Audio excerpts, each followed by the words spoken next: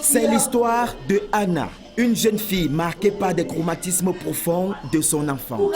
Victime de prostitution et de viols répétés par son père, Anna sombre dans la démence et pose des actes parfois incontrôlables. Pour survivre, elle va trouver refuge chez un ami imaginaire, Van Gogh, qui incarne son protecteur et son compagnon de jeu. Que lorsque l'enfance est détruite, l'adulte qui se fabrique, c'est un adulte qui est déjà brisé avant d'être grand.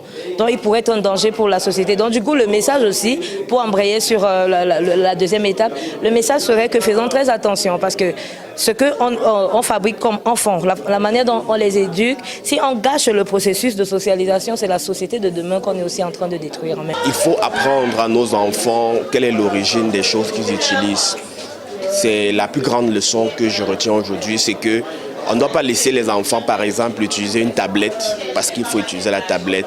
Venus nombreux pour voir cette pièce théâtrale qui se déroule dans une maison hantée où ces personnages revivent leurs douleurs en boucle, ces spectateurs ont vécu une scène parfois terrifiante, mais surtout édifiante.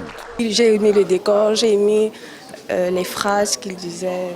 C'était vraiment riche. Oui, c'est assez spécial parce que j'assiste souvent aux pièces de théâtre ici, mais ça c'était une pièce assez spéciale avec un gros travail de fond à saluer. Anatomie est donc une œuvre théâtrale qui alerte les adultes d'aujourd'hui à prendre leurs responsabilités dans la construction du monde et de l'avenir.